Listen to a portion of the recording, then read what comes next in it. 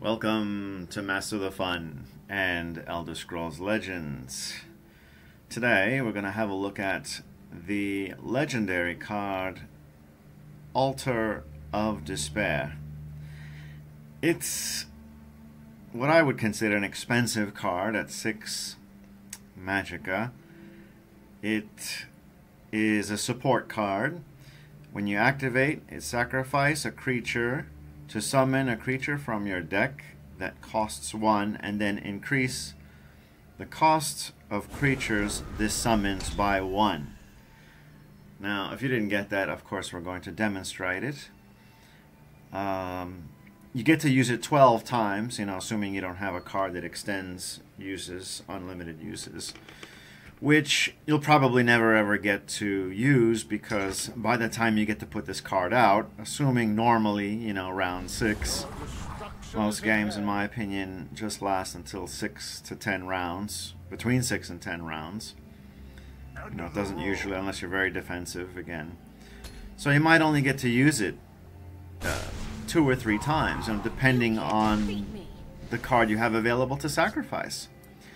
Now here I'm demonstrating a good opportunity, because the Ashlander, of course, will do 3 damage, which is much more than the 1 damage it could do.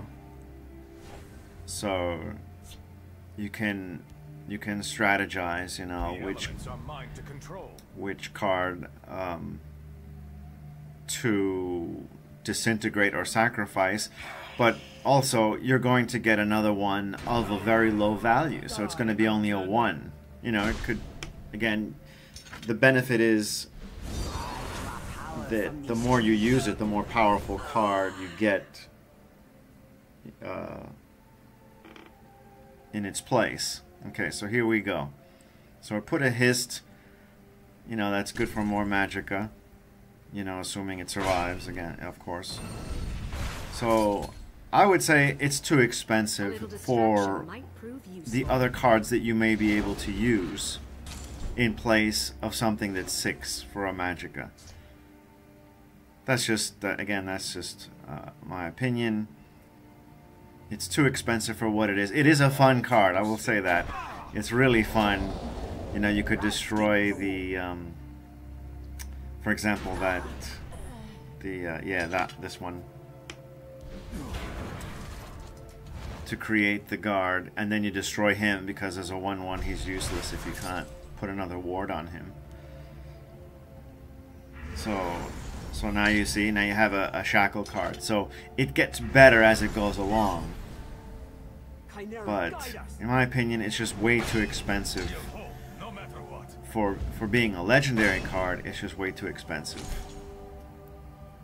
But it is fun if you have your missions, your daily missions to do, and if you want to run them in casual and you have that card in there, it is a fun card to do, and you just keep seeing what surprises you get as the cards get more powerful. So